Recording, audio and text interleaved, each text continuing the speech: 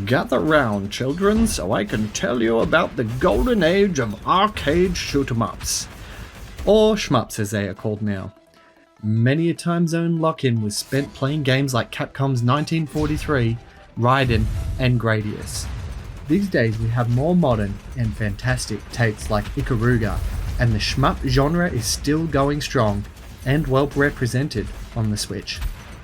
Astro Flame Starfighter is the latest shmup to dock at the spaceport, so I thought I would upgrade my fighter and try this roguelike shooter out to see how it performs. The gameplay differs from most standard shoot-em-ups as the game features this roguelike progression.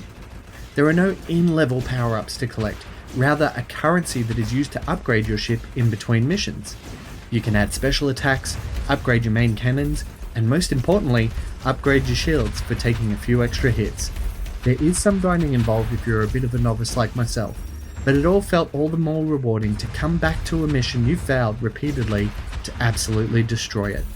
Certain upgrades allow you to deploy a battle drone to help take down enemies, or a Lilac Wars style bomb that blows everything up around you. I would like to say that this helps you with your approach and strategy, but most of the time it's best to just save everything until the boss battles and unload in a glorious explosion of bombs, missiles, and lasers.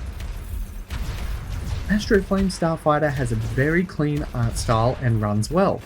I did have some minor performance hitches when dumping all my special attacks at once to destroy a boss, but apart from that, the gameplay is relatively smooth and looks good with decent special effects and highly detailed ships. There's enough variation of enemies to keep things interesting, and some very frustrating homing missiles which make dodging a very frantic exercise. All of this adds up to a challenging experience that doesn't forgive mistakes. That itself is not something to mark a game down for. More a friendly warning that, like most shoot 'em ups, Astro Flame Starfighter doesn't mind taking you down a few pegs here and there. Thankfully, you'll still earn currency on a failed mission, even if it is at a 50% penalty. My major gripe with the game is the motion of the spacecraft isn't quite as fluid as one would hope it would be.